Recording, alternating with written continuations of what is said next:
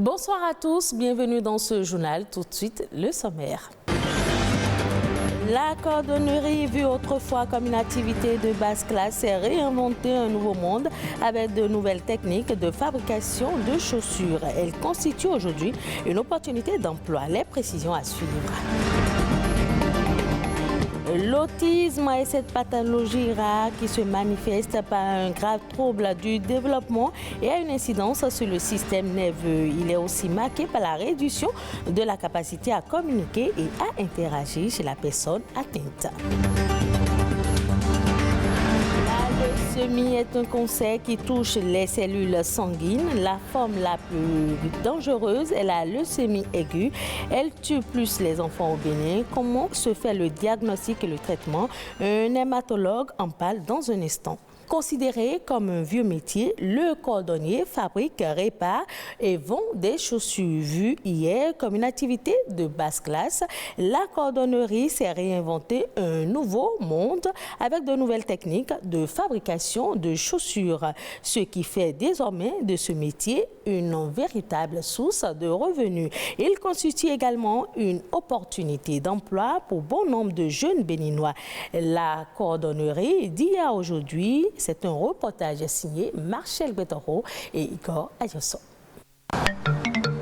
Hilaire est cordonnier.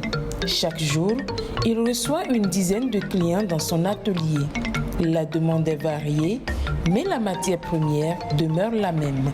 Ici, les différents types de chaussures qu'on fabrique, vous avez les tapettes simples, les chaussures bandes croisées, 2 bandes, 1 bande. En plus de ça, nous avons aussi les fermées et les babouches. Nous avons premièrement besoin de la matière cuir. Le patron, à part ça, quand vous avez le modèle que vous avez fabriqué, il y a la semelle. À part la semelle, vous avez le carton, le chiffon, les garnitures. Et puis, il y a aussi un autre cuir qu'on met à l'intérieur. On a aussi besoin de la colle, surtout. Exercer le métier de cordonnier nécessite une formation bien spécifique. Il faut forcément avoir les aptitudes de couture avant de s'y mettre, c'est très important. Donc dans la formation, il faut aussi apprendre à coudre. C'est aussi une autre étape carrément. Donc il y a certains cordonniers, il y a d'autres qui avec la couture, ils ne peuvent pas, c'est un peu difficile. Tu prépares le cuir, après tu vas donner ça au matelassier pour la couture. Mais quand tu te formes correctement, tu fais aussi la couture. Comme ce client, nombreux sont ces Béninois qui ont adopté le Made in Bénin. Je préfère nettement les chaussures de chez nous parce qu'on a des cordonniers aujourd'hui qui ont de l'ingéniosité. Ils ont l'esprit très créatif, ils font de bons designs avec aussi de très bonnes qualités de matière qu'ils utilisent. Donc, sincèrement, moi je préfère beaucoup plus des chaussures de fabrication traditionnelle mais avec une certaine finesse. Nous aimons plus les chaussures fabriquées au Bénin, plus que les autres pays. Et pour satisfaire la demande sur le terrain, certains Béninois comme Hilaire ont fait de ce métier leur source de revenus. Le modèle là, c'est fait chez nous, on appelle ça les babouches. C'est en cuir également. Il y a aussi par contre, celle-ci aussi, c'est fait, on appelle ça le sandal. Le sandal, c'est fait chez nous. Il y a un parlant plus de chaussures, c'est fait chez nous. Ça permet de nourrir son homme. Il y a les bonnes dames qui arrivent, certaines qui viennent chercher et revendre. Avec le secteur, on arrive à joindre les deux bouts. Et il m'arrive d'exporter mes produits. La cordonnerie est l'un des métiers du secteur artisanal. Il participe également au développement économique du pays. Vers la fin d'année, les gens viennent, on paye l'impôt.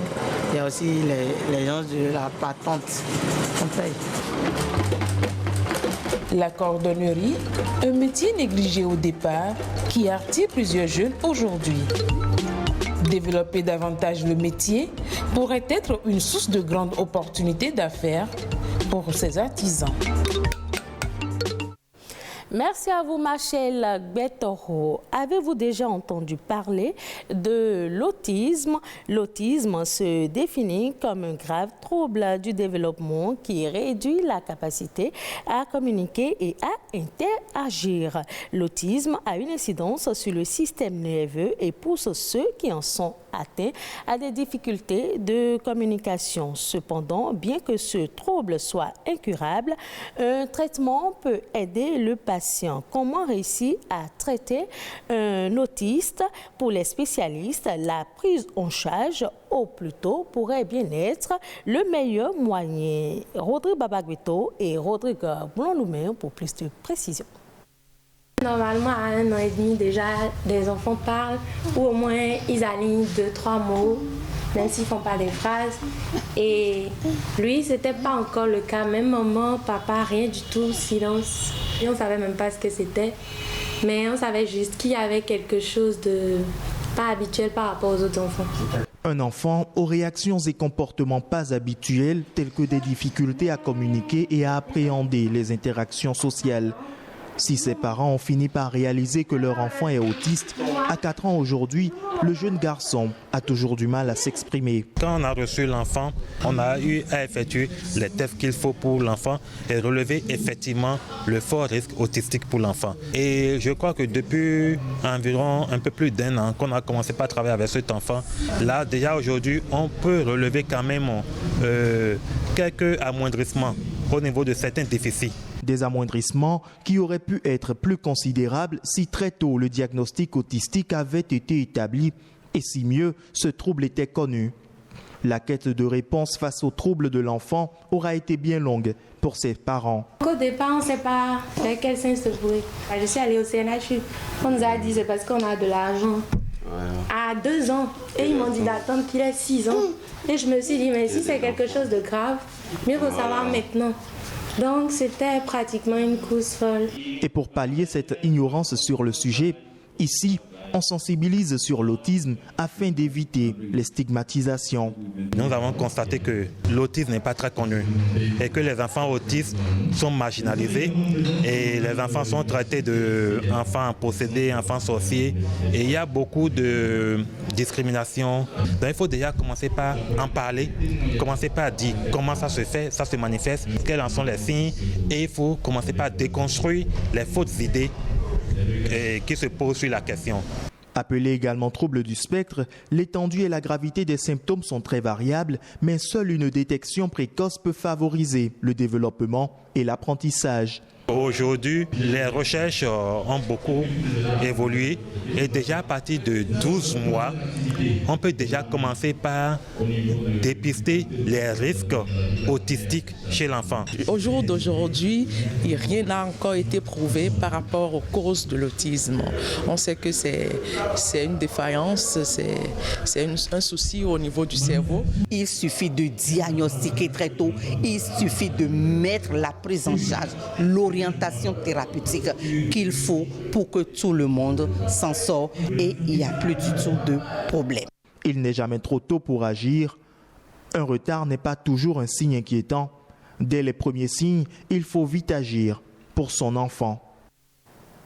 Venons-en maintenant à la leucémie. Elle est un cancer des tissus responsable de la formation du sang dans l'organisme humain. Cette maladie débute habituellement par une anomalie dans la moelle osseuse. Au Bénin, la leucémie aiguë tue plus les enfants que les adultes. L'accès à un bon diagnostic existe-t-il? De quel traitement dispose-t-on aujourd'hui? Romaric Massi, hématologue au CNHU, nous en parle. La leucémie, sous-entendu la leucémie aiguë, qui est la forme la plus aiguë des leucémies, existe au Bénin. Cette pathologie touche aussi bien les enfants que les adultes. Il faut savoir qu'en matière de cancer des enfants, les leucémies aiguës représentent à peu près le tiers, 30 à 40% des cancers pédiatriques. Et donc ces pathologies tuent aussi bien les enfants que les adultes. Nous avons la possibilité aujourd'hui de pouvoir faire un certain nombre d'examens, les tout premiers, très rapidement, qui vont nous donner les premiers éléments en faveur de leucémie. Les données que nous avons aujourd'hui sont des données du CNHU, notamment du service d'hématologie, où nous avons fait le premier point du semestre de 2019, le premier semestre de 2019, où nous étions déjà à 80 cas de cancer de sang globalement, dont 20 cas de cancer de sang pédiatrique, ce que nous appelons la leucémie aiguë. Lorsque vous faites le diagnostic de votre patient, vous avez des éléments pronostiques que vous allez rechercher, qui vont vous permettre de classer votre patient. Quand votre patient est classé, en fonction du type de pathologie qu'il a, il va pouvoir être traité par ce que nous appelons un protocole thérapeutique. Vous avez tout un investissement pour tout ce qui est la supportive care, parce que le patient va avoir besoin d'être traité pour des syndromes infectieux au cours de son traitement, donc il aura besoin d'un certain type d'antibiotiques qui sont suffisamment chers. Ce patient aura besoin d'une certaine nutrition au cours de son traitement, il va falloir investir là-dedans. Ce patient aura besoin d'être transfusé, aussi bien en globules rouges qu'en plaquettes, ça demande de l'investissement. Le traitement d'un cancer ne peut pas être l'apanage du patient à lui seul. C'est toute une organisation qui doit se mettre derrière ce patient-là et pouvoir l'aider à pouvoir vaincre ce cancer-là. D'autres sujets ont marqué l'actualité nationale ces derniers 48 heures au Bénin. Je vous invite à présent à suivre en son et en images le condensé de quelques informations réalisées par Marcel Betoro.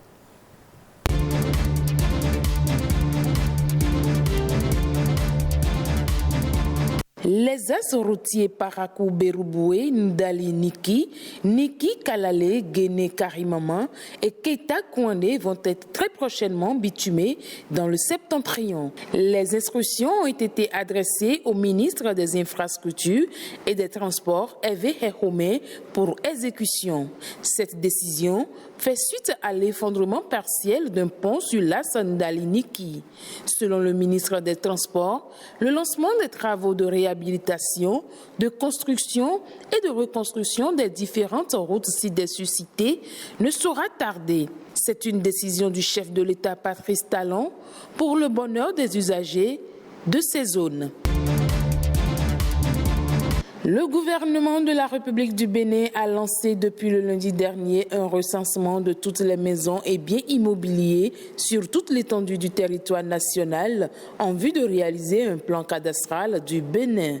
L'annonce a été faite par une lettre circulaire du 7 septembre 2022 signée par Blaise Agossou Kokoyi, président du conseil local de la ville de Cotonou. Selon cette lettre, les propriétaires des maisons et biens immobiliers sont invités à apprêter pour le passage des enquêteurs les pièces telles que le titre de propriété immobilière ou titre foncier, la convention de vente, l'acte administratif d'attribution et autres pièces à lire dans la dite lettre. L'opération va s'étendre jusqu'au dimanche 18 septembre 2022. Avis donc aux propriétaires. Les forces de l'ordre et les populations de Malanville ont mis hors d'état de nuire 2 braqueurs lundi dernier. Les 2 malfrats, dont un ex-militaire radié, ont été abattus à la suite de plusieurs actes de braquage qu'ils ont commis dans la matinée de la même journée. Armés de manchettes, d'armes blanches et à bord d'une moto, les 2 complices ont blessé un militaire de la marine et l'ont dépossédé de ses 2 portables. Ils ont également dépossédé un commerçant nigérien de la somme de 400 000 francs CFA et une autre dame de son portable. Une équipe du commissariat de Malanville lance une course-poursuite contre les 2 braqueurs. L'un a été rattrapé par la population qui l'a charcuté et laissé dans un état agonisant. Il rendit l'âme plus tard à l'hôpital. Le deuxième, repéré par les policiers dans les champs aux environs, a eu la maladresse d'ouvrir le feu sur ces derniers qui n'ont eu aucun choix que de l'abattre. Les corps des 2 hors-la-loi ont été inhumés au cimetière de la ville. Un citoyen blessé est actuellement aux soins.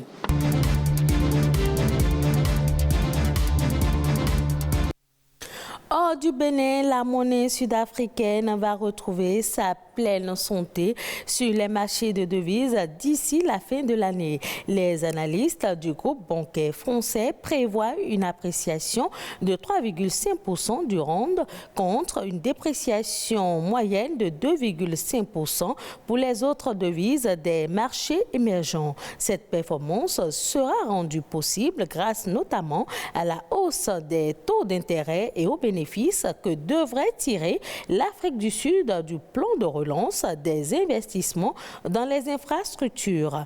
Selon les projections de la Société Générale, le rand devrait ainsi s'échanger à 16,50 contre le dollar américain au dernier trimestre 2022 et à 15,80 au troisième trimestre 2023. Et ce sera tout pour cette édition. Merci de l'avoir suivi. Retrouvez ce journal sur le site de l'ORTB, www.ortb.pj.